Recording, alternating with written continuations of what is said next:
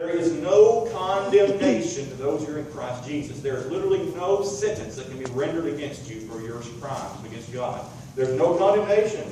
Verse 2 says that we are free from the law of sin and death. That law which condemns us, we're free from it.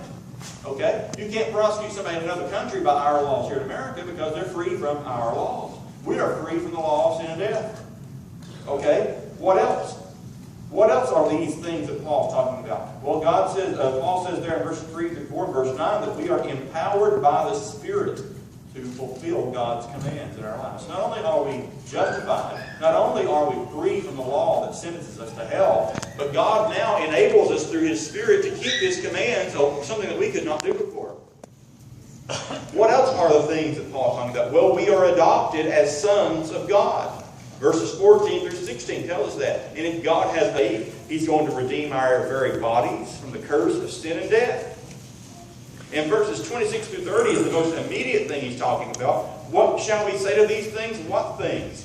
In verses 26 through 30, you find out this. Acts tense. God foreknew us. He predestined us. He called us. He justified us. He glorified us. All of this is spoken of in the past tense. Why? To let us know that it's already settled for us. There's nothing going to change. It's not in question. Your salvation is not up for grabs. God's already settled that issue. What are we going to say to that? What are you going to say when God has already settled the issue of your salvation once for all? And there's no condemnation to you. And lose your salvation because of this one statement. God is for you. I'm ultimately going to heaven because God is for me. He has, through salvation, called me. He chose me. He made me His son. He is for me. And He's chosen me. He saved me at my worst. If God is for me, who can be against me? Who can take my salvation away if God says I should have it? If God's given me for us, the permanence of our salvation rests in the fact that God is for us. You say, well, maybe God should decide not to be for us. Maybe at some point in my future, I will commit some grievous sin. And God will all of a sudden say, I'm not for Ray Umphrey anymore. Well, that's the most ridiculous thing you could ever say. Because God, what? Never changes.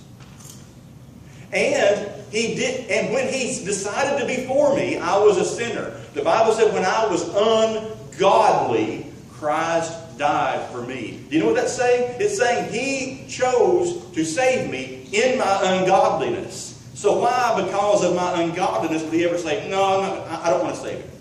Do you understand that? When God said, I'm going to be for Ray Umphrey, He said that when I was ungodly.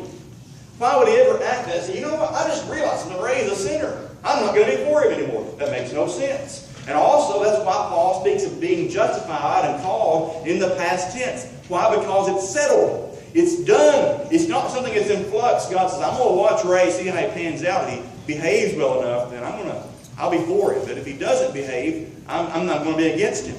God is for us, and that's not going to change. That's not going to change. Signed, sealed, delivered, we're His. We're saved because God is for us. We're destined for heaven because God is for us. He is for us. He's for us. Our salvation.